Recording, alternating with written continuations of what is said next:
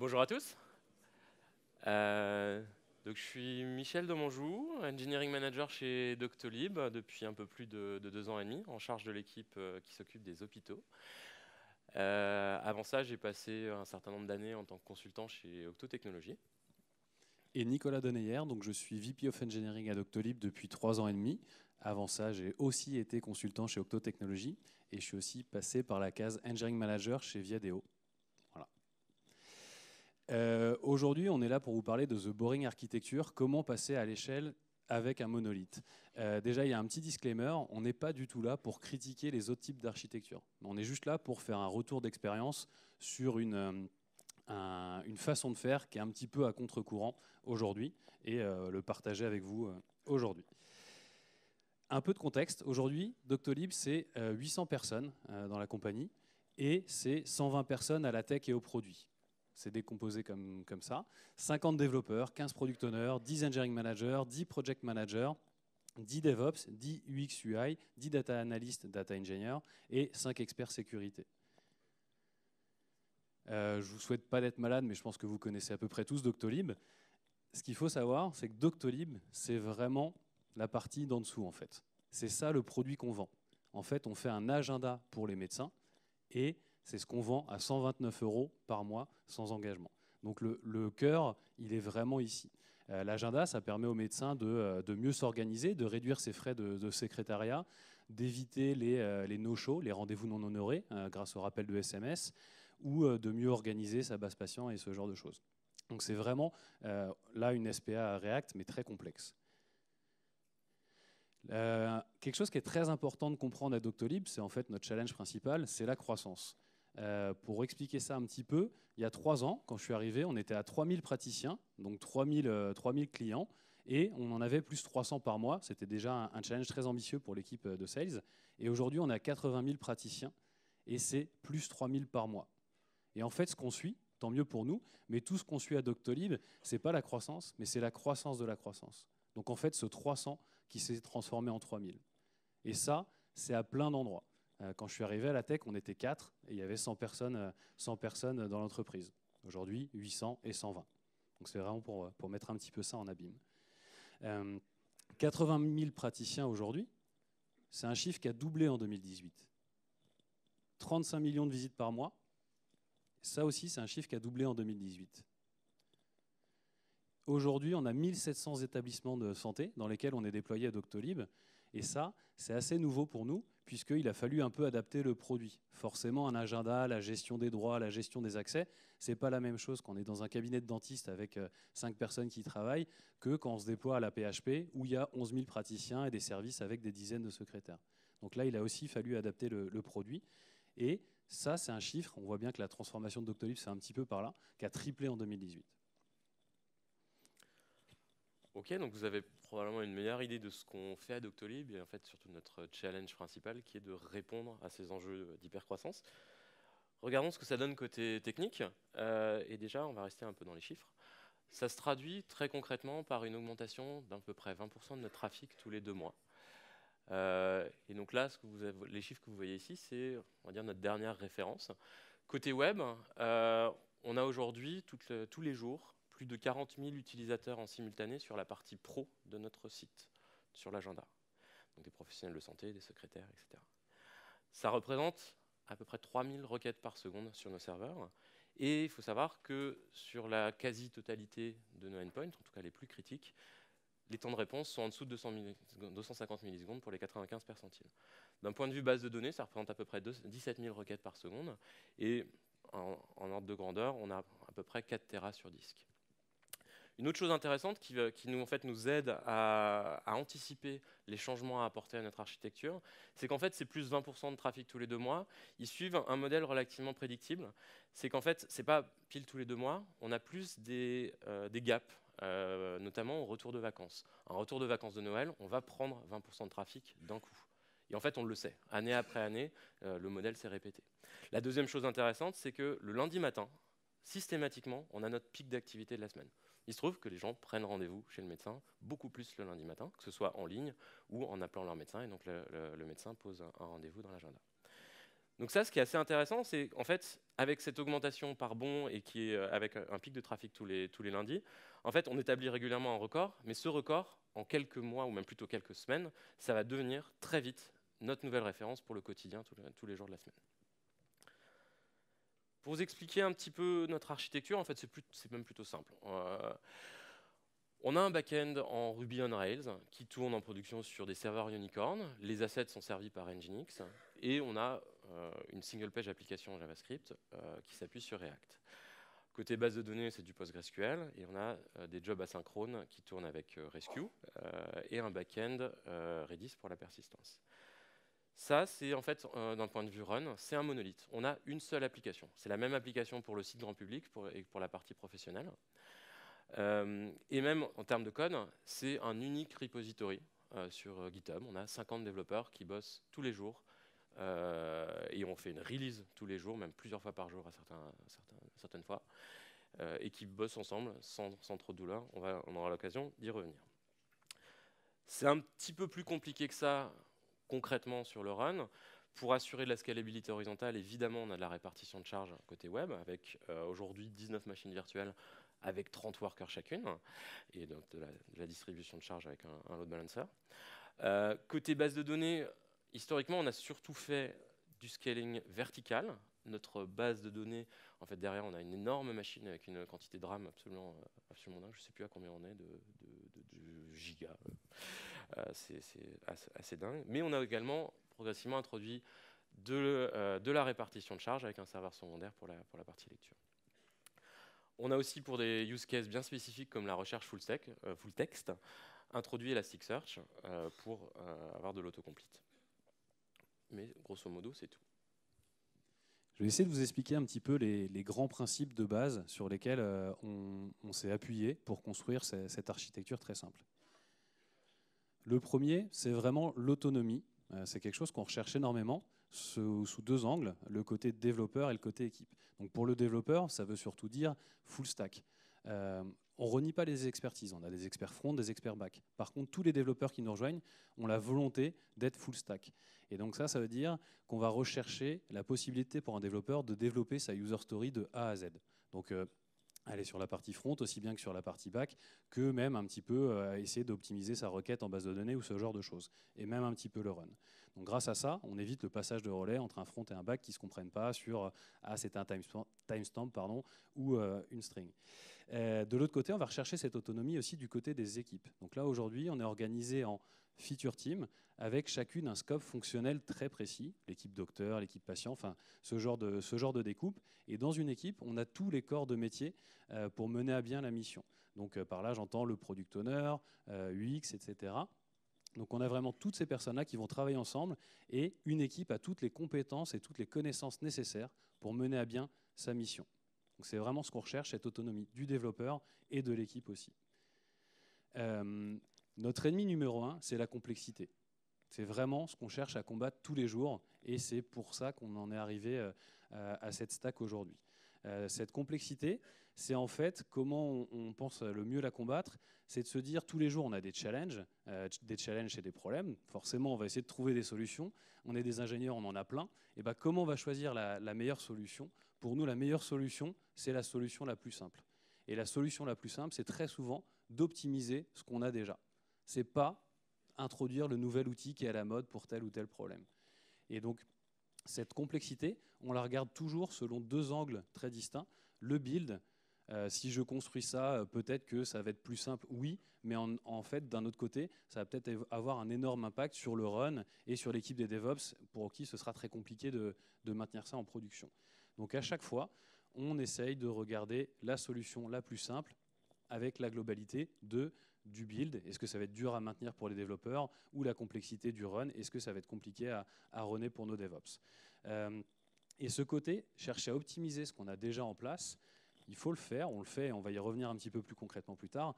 Par contre, il y a forcément un moment où on va trop loin dans l'optimisation et dans essayer d'utiliser un outil pour quelque chose qu'il est peut-être vraiment plus censé faire.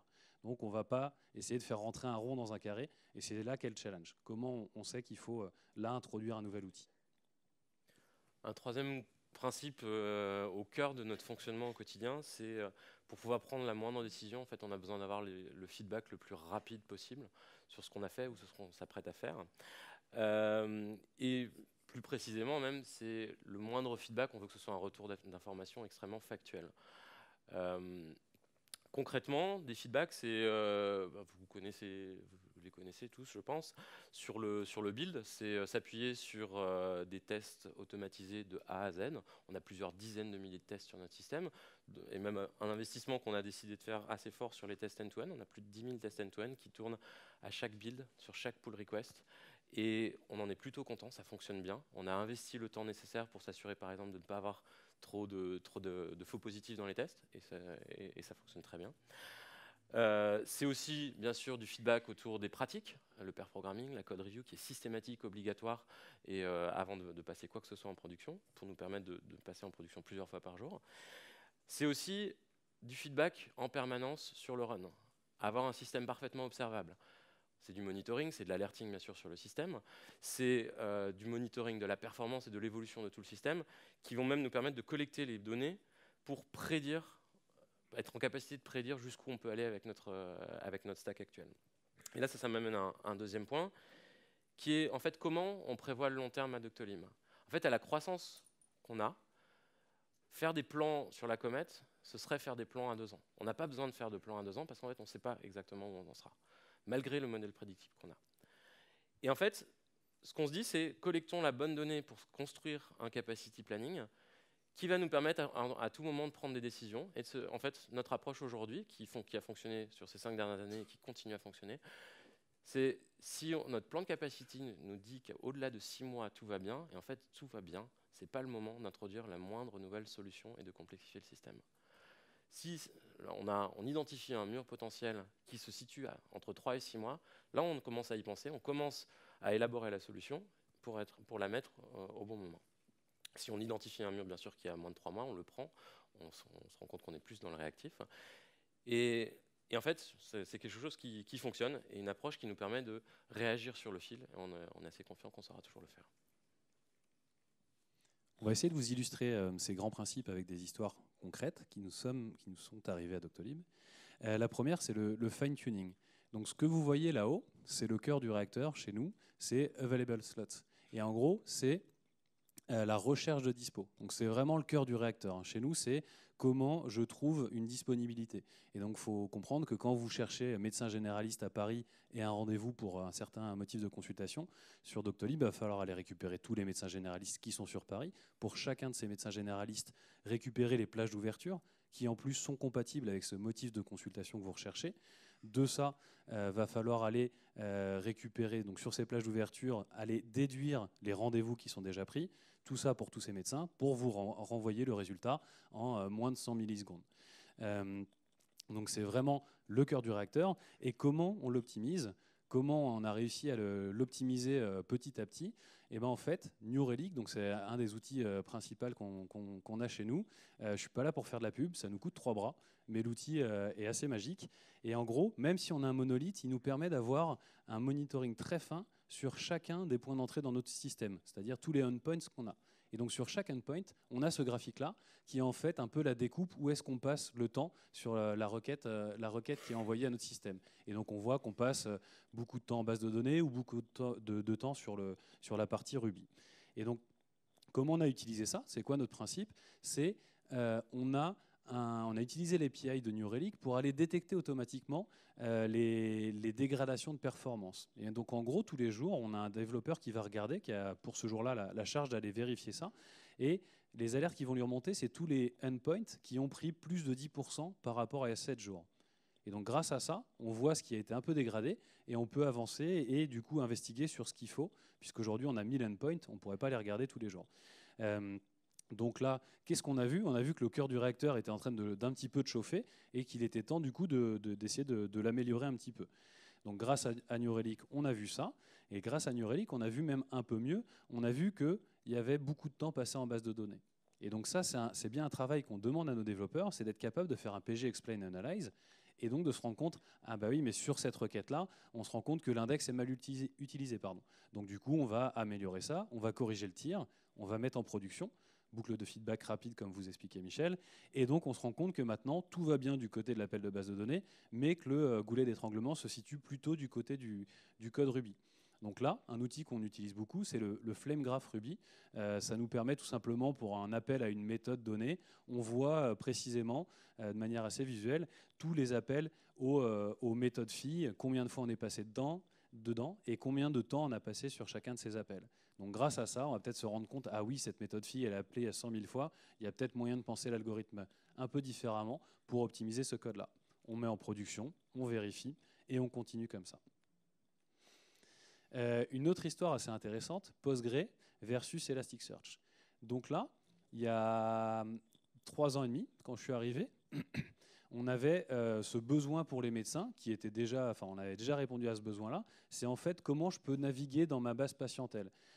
Typiquement, je suis un médecin, je veux récupérer la fiche patient de quelqu'un, et donc je veux le rechercher en fonction de sa date de naissance, son numéro de téléphone, son nom, son prénom. C'est du full text search, assez classique. Et donc on utilisait une fonctionnalité de Postgre, les gene index, qui marchait très bien. Aucun souci avec ça, on en était très heureux.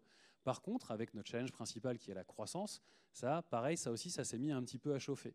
On avait des problèmes qui étaient un peu de vacuum, de log de table. Bon, je ne vais pas rentrer dans le détail, mais en gros, ça commençait à grincer un petit peu. Et donc moi, je revenais de San Francisco chez Viadeo, où j'avais utilisé pendant 3 ans Elasticsearch. J'adore la technologie, c'est simple, c'est super efficace. Et donc, j'étais OK, on n'a qu'à mettre Elasticsearch. Et donc là, le challenge de Yvan, un de nos fondateurs techniques, c'est vraiment, non Nico, en fait, est-ce que tu as tout simplement ouvert le manuel des gene index de Postgre et est-ce que tu as regardé si on l'utilisait bien? En effet, non. Ouvrons le manuel. On ouvre le manuel, on trouve une clé de configuration qu'on ne connaissait pas, on change ça, une clé de conf, tout va bien. Clairement, c'est ça la solution la plus simple.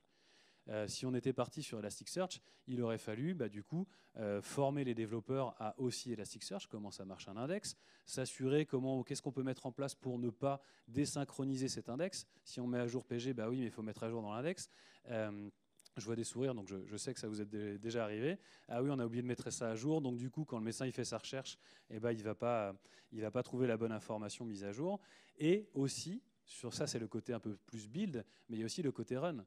Les DevOps, il va falloir maintenant qu'ils maîtrisent aussi un cluster Elasticsearch et, pire que ça, qu'ils soient capables, nous on fonctionne avec 2 data centers, un actif et un passif, qui sont répliqués en permanence.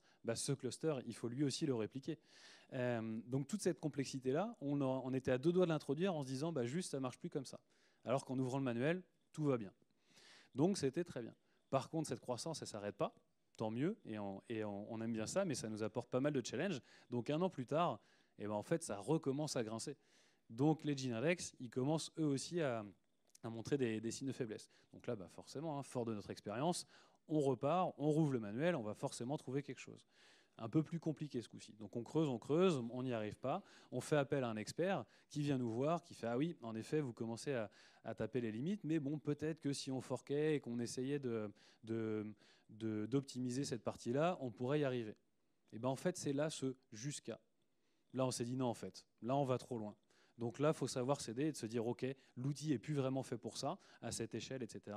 Donc, on va accepter de dire que la solution la plus simple, malgré sa complexité, c'est Elasticsearch. Et donc, on est passé sur Elasticsearch. Et je vous garantis, on a pris les murs qu'on avait imaginés. Il y a des développeurs qui ont oublié de mettre à jour l'index. Il y a eu des problèmes de réplication entre le passif et l'actif. Mais c'était nécessaire de prendre ces murs-là à ce moment-là.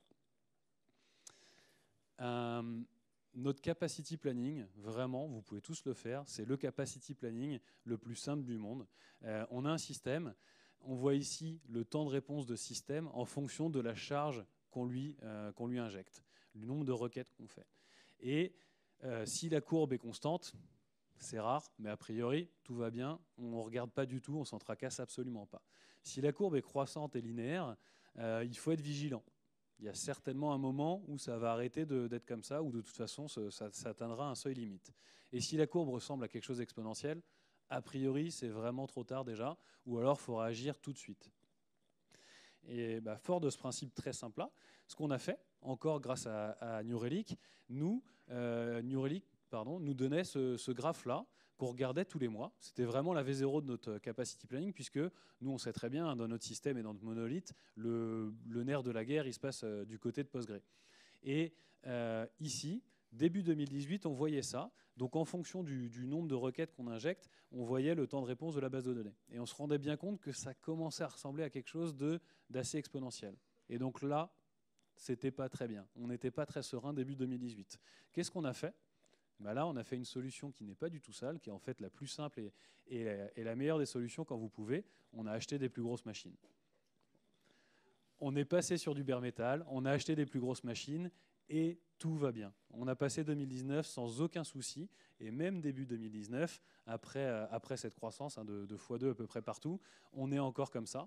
Et là, on est plutôt serein. Bien sûr, ça croît, donc on reste vigilant, mais en tout cas, on a juste acheté des machines et on a passé ça. Ça, c'est vraiment la V0 du capacity planning. Aujourd'hui, on est en train de faire une migration sur un nouveau data center. On a mis un peu plus le paquet sur ce capacity planning. Et maintenant, on est vraiment en train d'essayer de simuler avec Gatling une production pour pouvoir potentiellement être sûr que le nouveau data center tiendra 3 fois la production, etc. Mais on y est venu plus tard avec un trafic et une base d'utilisateurs un peu plus conséquente. En tout cas, ça nous a très bien servi. C'était très simple pendant quelques années. Encore une petite histoire de complexité pour changer.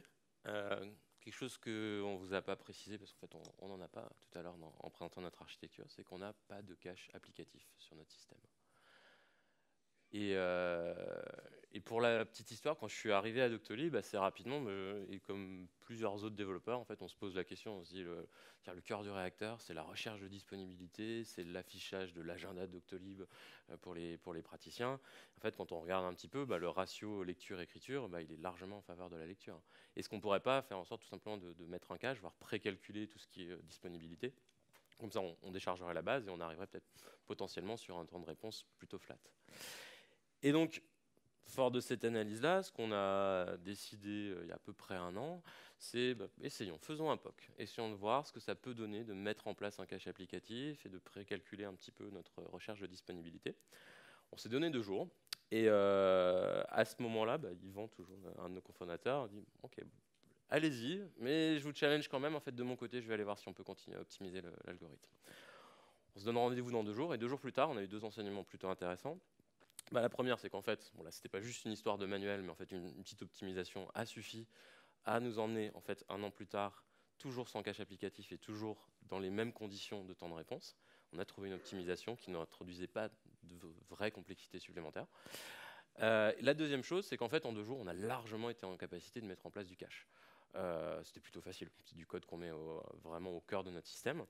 Mais on a décidé de ne pas le faire. Parce qu'en fait, vous le savez tous, l'invalidation de cache, c'est quelque chose qui est extrêmement compliqué, qui est extrêmement risqué. On a décidé que c'était justement un risque complètement inutile. Ça allait complexifier notre stack et on n'allait pas être en capacité de détecter automatiquement ce genre d'erreur. Une dernière petite histoire. La complexité, c'est aussi savoir prendre du recul et se rendre compte quand on a été trop loin et en revenir. Quand on a démarré notre single page application il y a 4 ans maintenant, c'était les débuts de React. On a mis en place RxJS, c'était juste avant l'arrivée de Redux, donc on est parti sur ce choix-là. Et en fait, donc on a une application plutôt complexe, très réactive, très dynamique, avec une gestion d'agenda, beaucoup de formulaires très dynamiques. Donc on est parti là-dessus et on a très rapidement beaucoup utilisé ce qui était assez hype à ce moment-là. C'est donc RxJS, énormément d'observables, de la composition de fonctions dans tous les sens, des high order components. Et très rapidement, ce qui s'est passé, c'est qu'on avait un truc qui marchait, mais en fait, parmi 20 développeurs, on avait juste 2 experts front. À l'époque, on avait des experts front qui maîtrisaient la stack. Et là, on s'est rendu compte qu'on avait un souci. Le côté autonomie dont vous parlez, Nicolas, tout à l'heure, il était complètement impossible à atteindre. Donc on a pris du recul, et en fait, on s'est rendu compte qu'on était juste parti dans une complexité trop forte, dans la hype aussi peut-être un peu, et qu'en fait, il suffisait de détricoter le système et de se rendre compte qu'en fait, oui, React est une très bonne techno, RxJS est aussi une très bonne techno, mais des observables, c'est quelque chose qui est assez compliqué, et en fait, on n'en a pas besoin dans l'intégralité de notre application. Donc en fait, on a réduit les usages aux bons endroits, et typiquement, on peut faire des formulaires très dynamiques sans utiliser cette complexité-là, et on est revenu un peu back to basics. Et aujourd'hui, on en est plutôt content. On a enfin, à peu près l'intégralité des développeurs qui sont capables d'intervenir sur l'intégralité de la stack. Voilà pour ces petites histoires. On est plutôt content de nos choix, ça marche très bien. Néanmoins, il y a quelques points d'attention, des choses qui ne sont pas faciles. Il faut que nous soyons toujours vigilants là-dessus. La première chose, c'est qu'on a beau avoir une stack simple, en fait, avec cette approche où on souhaite aller assez loin dans l'optimisation pour être sûr qu'on maîtrise le système, en fait, c'est pas simple de maîtriser cette stack. Et aujourd'hui, on a finalement que quelques développeurs qui maîtrisent tout de bas en haut. Donc bien sûr, c'est une énergie de tous les jours à avoir, de trouver les bonnes personnes, susciter les envies, former les gens, etc. Et donc il faut être vigilant là-dessus. La deuxième chose, c'est qu'il faut être toujours sur le pont. Vous allez me dire, évidemment, il faut être toujours sur le pont avec une prod de cette taille. Mais en fait, là, avec notre approche, c'est que tout le monde doit être toujours sur le pont. Un développeur, c'est lui qui merge sa story, bien sûr, dans Master. C'est les développeurs qui mettent en production le soir. Et c'est aussi, individuellement, les développeurs, les équipes qui sont en charge de s'assurer que ce qu'ils ont mis en prod hier tourne toujours. On n'a pas introduit de régression de performance. Allez regarder New Relic, allez regarder Sentry pour vérifier s'il n'y a pas d'erreur. Donc en fait, c'est à tout le monde d'être toujours sur le pont. Mais en fait, ça peut être stressant, c'est sûr. Mais on en est plutôt content parce qu'en fait, on n'a pas une équipe de 10 DevOps aujourd'hui qui sont les seuls à stresser pour la prod. Mais en fait, on a toute la tech de Doctolib qui est capable de gérer la prod de A à Z. La dernière partie, c'est que on est de plus en plus nombreux, on a une stack simple, mais en fait, on a un produit de plus en plus complexe. Et donc, évidemment, c'est de plus en plus difficile de faire collaborer tout le monde. On a maintenant 8 ou 9 feature teams. Et donc, c'est un enjeu de tous les jours de s'assurer qu'on continue à bien collaborer tous ensemble sur ce code. Une chose dont on est très content finalement, c'est ce côté monolithe et repository unique. En fait, aujourd'hui, c'est encore une force. Ça nous permet de bosser tous ensemble sur le même code, sur la même techno, et de comprendre ce que tout le monde fait. Par contre, là où la complexité est de plus en plus forte, c'est aller comprendre le scope de l'équipe d'à côté. Et donc ça, comment on fait au quotidien? C'est des initiatives. Par exemple, on se retrouve toutes les 2 semaines, un événement qu'on appelle le Tech Time pour partager tous les enseignements techniques au sein de la tech. On organise le plus régulièrement possible des vie-ma-vie entre les équipes, des échanges, etc., etc. De manière à s'assurer qu'on continue à bosser tous ensemble main dans la main. On va essayer de vous résumer quelques takeaways. La première chose, c'est que si on se permettait de donner un nom à notre approche, en fait, on pousse du design émergent à l'extrême.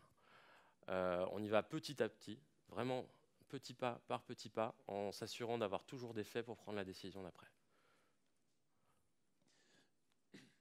Le fine-tuning, vraiment essayer de garder une architecture la plus simple possible et essayer d'utiliser ce que vous avez déjà. Arrêtez de céder au dernier tweet qui pousse cette technologie-là.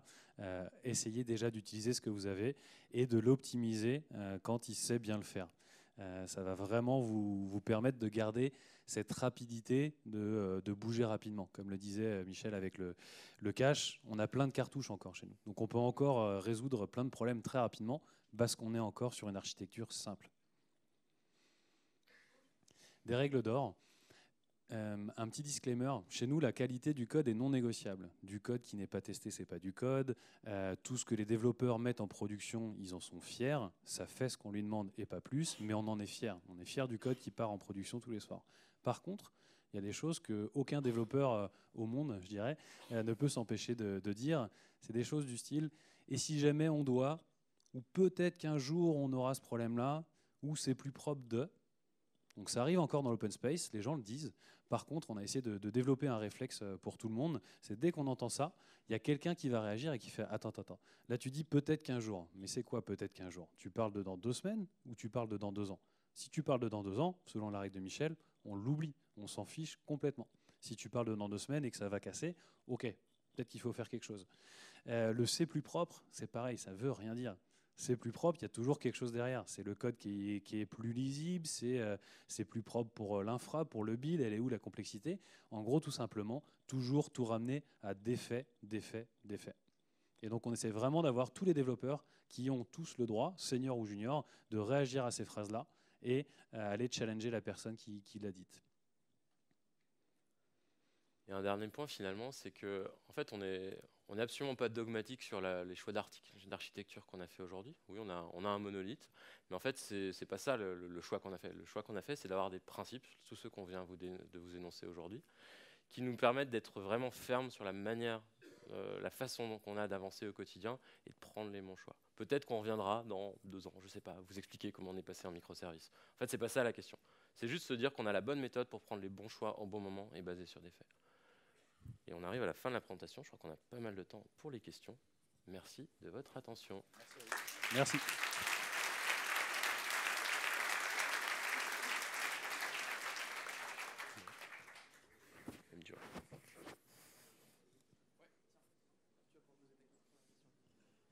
Oui, bonjour. Alors moi, je suis assez fan de votre philosophie de boîte. Je ne l'ai jamais mis en place. Le problème, c'est qu'après 10 ans, 15 ans, il y a un problème de rupture et, pour le recrutement, la connaissance, etc. Et ça devient de plus en plus difficile. Comment vous prévoyez? Ça devient trop gros après pour bouger. Est-ce que vous avez déjà pensé au futur, même si je conçois que c'est facile par petits incréments? C'est par rapport aux technologies qui Ouais, vont vieillissantes aux techno, surtout aux techno. Bon, là aujourd'hui, vous êtes une boîte, c'est assez récent, donc c'est encore assez neuf.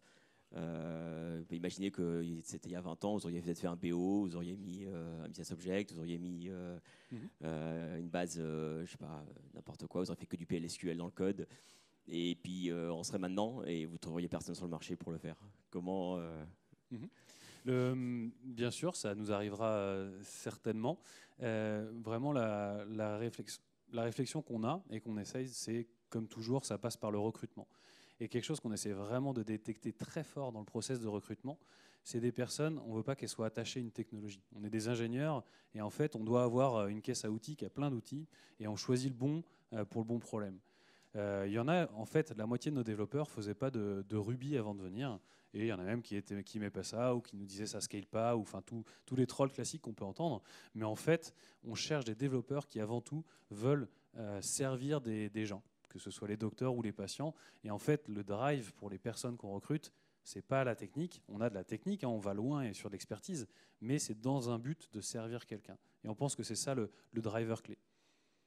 Voilà. Après, je suis d'accord, il y a forcément un jour, on aura peut-être des technos qui ne seront plus du tout attractifs sur le marché. Peut-être qu'on fera des moves par rapport à ça. Mais de toute façon, à la vitesse où ça bouge, comme le disait Michel, hein, notre monolithe, on l'adore. Il est déjà allé très très loin, mais jamais je ferai un pari sur ce que ce sera dans 2 ans. J'ai envie de dire, une fois de plus, ça passera par collecter de la donnée. C'est quelque chose qu'on fait déjà finalement pour le recrutement. Les personnes côté talent ont une bonne idée de la taille de l'écosystème Ruby en termes de gens qui potentiellement en font. Il suffit essentiellement de surveiller ça et je pense qu'on prendra la bonne décision le bon moment s'il y en a une à prendre. Bonjour. Une idée de la taille de votre code aujourd'hui? Et en combien de temps vous avez atteint cette taille? Aujourd'hui, on est, ce que je disais, je crois qu'on est autour de 250 000 lignes de code, 150 000 côté Ruby, 100 000 côté JavaScript. Et ce qui est assez intéressant, c'est que, alors si je ne dis pas de bêtises, on devait être autour de 100 000 il y a 2 ans. Je ne m'avancerai pas à 100%. Mais en fait, ça grossit, mais pas si vite que ça. Régulièrement, on arrive aussi à supprimer du code. C'est toujours ça peut faire peur à beaucoup de développeurs, mais en fait, c'est une fierté d'aller supprimer du code. Donc voilà, on a à peu près cette taille de code. Salut, moi j'ai une question. Tu disais tout à l'heure que vous aviez beaucoup de tests automatisés, notamment des tests end-to-end qui run sur chaque build. Vous disiez aussi, j'ai cru comprendre, que vous aviez un monorepo et 50 développeurs. Donc là, ma question, c'est combien de temps prennent les tests, notamment end-to-end, et s'il y a 50 développeurs toute la journée qui font des builds, est-ce qu'au bout d'un moment, la CI, elle souffre pas un peu? Alors, il y a un investissement très très fort sur les tests, ça c'est certain. Donc aujourd'hui, on a un temps de build qui est autour des 10 minutes. Comment on fait? Il y a un article qu'on a publié il n'y a pas longtemps. On utilise Heroku CI. C'est pas dit qu'on reste dessus très longtemps, mais on paralyse tout simplement sur 256 machines. Voilà. Et donc on y met le paquet, mais en fait c'est une volonté. On a plein d'outils sur les tests. On a des tests unitaires front, des tests unitaires back, etc. Là aujourd'hui, c'est vraiment la pierre angulaire de notre test, c'est ces tests d'intégration Capybara, enfin Selenium. et on investit très très fort dessus. On a même la chasse au flaky, on a vraiment investi dessus, et 10 000 tests automatisés comme ça, c'est en effet monstrueux. Mais par contre, à chaque push d'un dev, en 15 minutes, on a fait une Q&A complète. Donc ça, c'est vraiment une force incroyable d'avoir ça. Et on peut peut-être mentionner, d'ailleurs, on n'a pas d'équipe Q&A en fait. Non, on n'a pas hormis validation des nouvelles fonctionnalités qui vont sortir au quotidien, on n'a pas d'équipe de Q&A. Et on s'en sort très bien en fait au quotidien, grâce à ça. C'est un investissement très fort et on est quand même à autour de 2 € le build. Donc ça, on essaie de le rappeler aux développeurs parfois. Si tu fais 50 commits d'affilée, rappelle-t'en. Voilà.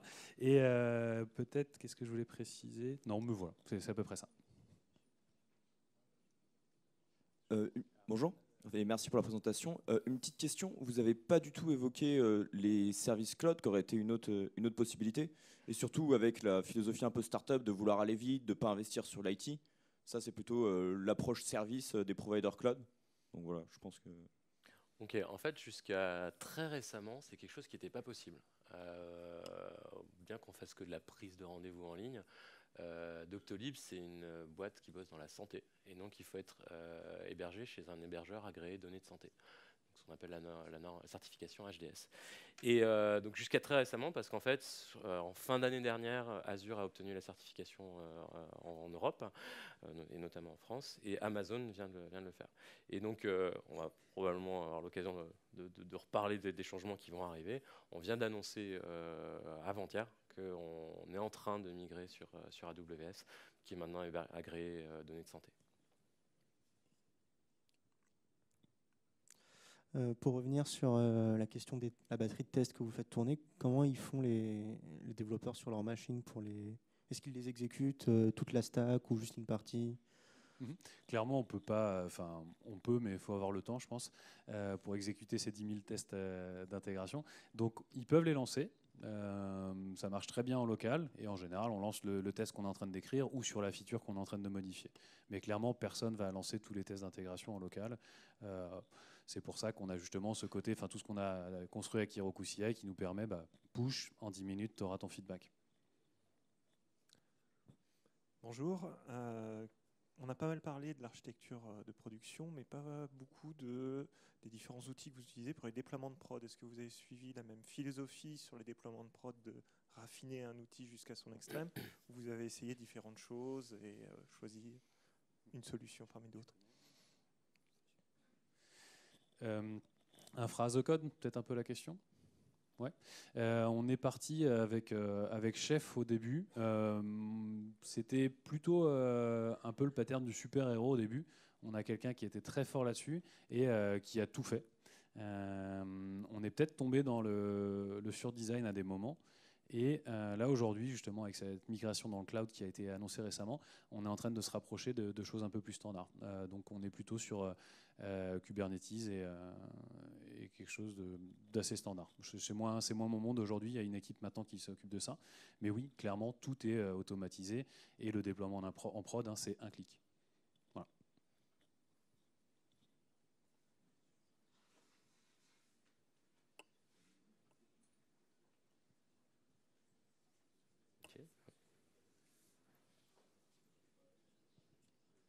Du coup, je complète un peu ma question d'avant. Vous parliez de Kubernetes. Du coup, vous allez partir sur EKS, sur AWS, ou plutôt avec des approches plutôt de services propres à AWS, ou plutôt rester sur EKS pour pouvoir potentiellement migrer, ou je sais pas. C'est un peu les deux. On va essayer, on est encore vraiment, c'est pas fait. On est en train de poker un peu tout ça. Ta question, c'est peut-être un peu plus, est-ce qu'on va utiliser les services managés et ce genre de choses? Ok. On va regarder. Il y a Aurora sur Postgre. Est-ce que ça pourrait nous aider? Elasticsearch, oui, on va le faire. On se pose la question. On regarde, on poke. Et justement, c'est pour ça que là, en fait, aujourd'hui, on investit énormément dans les... je vous parlais du capacity planning, le fait que maintenant, on va aller sur des vrais tests de perf qui sont capables de simuler la prod pour potentiellement mettre 3 fois le trafic qu'on a aujourd'hui un lundi matin.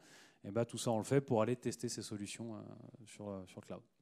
Ce qui est assez intéressant avec ça, c'est un petit détail, c'est la simulation qu'on arrive aujourd'hui de prod qu'on arrive à faire aujourd'hui avec des tests avec Gatling, en fait, ce qui nous a mis en confiance et ce qui nous met aussi en confiance pour le passage à la cloud, c'est qu'en fait, on a réussi, via des tests automatisés de charge, à reproduire les mêmes petits détails qui coincent déjà sur notre prod actuelle, on arrive à les reproduire sur la prod future.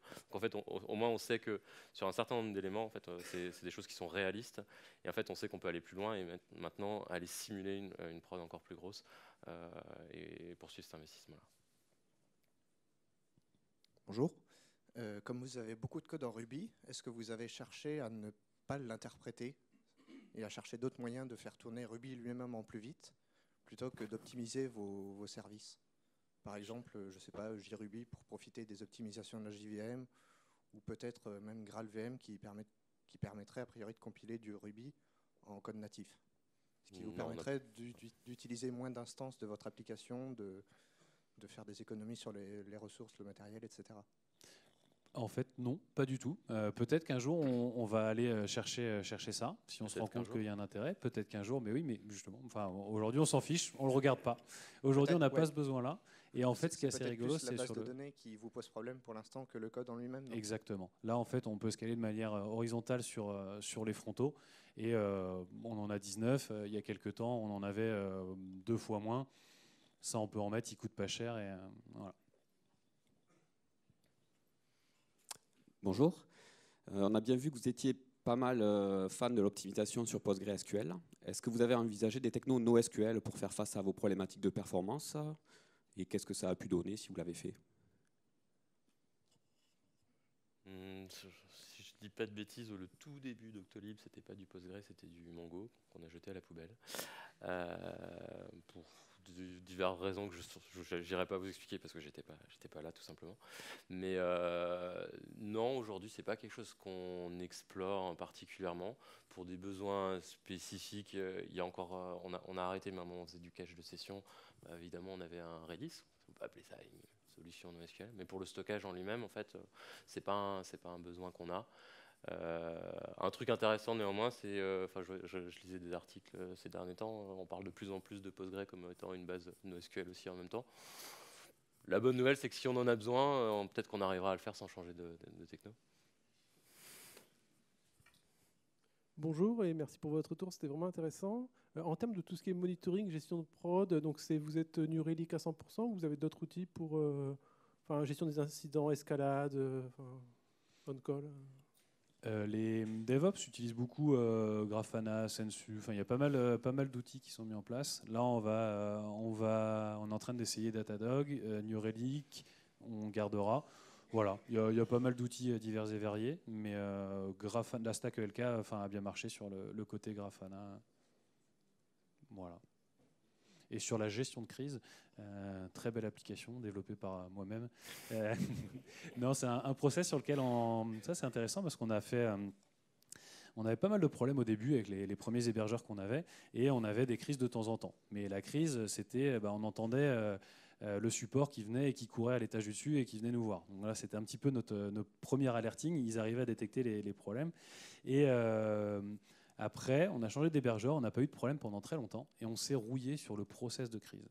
Et ça a été très rigolo puisque pendant 6 mois, on n'a eu aucun incident de production et on l'avait tous un peu oublié.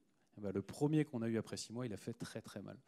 Donc là, derrière, on a énormément investi dans un process, mais c'est clairement pas l'outil. Dans un premier temps, on a vraiment fait plutôt le process humain. Et donc aujourd'hui, on a un bouton. Tout le monde peut cliquer sur ce bouton-là. Ce bouton-là, il fait pas grand-chose, si ce n'est envoyer des SMS aux bonnes personnes. Et donc là, on a surtout identifié des checklists et des rôles. Donc il y a un petit schéma qui est très clair. Et donc dès qu'on appuie sur le bouton, il y a un crisis manager. Qui est souvent un engineering manager comme nous sur scène, et c'est lui qui a la charge de synchroniser. Il doit trouver un mitigator, etc., etc. Donc voilà, c'est plutôt, on a vraiment investi sur la gestion de crise, sur les process que sur les outils. Oui, bonjour. J'avais une petite question au niveau des données, notamment au niveau des données de test. Comment vous faites pour vous assurer que les données test sont représentatives de la prod, sachant que vous ne pouvez pas utiliser des données de prod du coup? Et notamment aussi, vu le volume de tests que vous avez, comment vous arrivez à gérer ça? Je dirais qu'il y a deux choses. Pour tout ce qui est test automatisé, en fait, rien d'extraordinaire. On a beaucoup de factories, en utilisant FactoryBot pour ceux qui connaissent l'écosystème Ruby, et également de fixtures pour l'environnement de test en local. On a aussi bien sûr un environnement de staging qui en fait est une version intégralement anonymisée de la prod. En fait, on coupe toute la donnée qu'on ne peut pas récupérer. Et qui en fait nous permet bien sûr de tester en staging, mais qui permet aussi à un développeur depuis son poste en fait de se brancher sur l'environnement de staging pour en fait les problématiques de volume essentiellement. Donc voilà, c'est essentiellement ça. Et je crois qu'on arrive à la fin du temps. Merci beaucoup.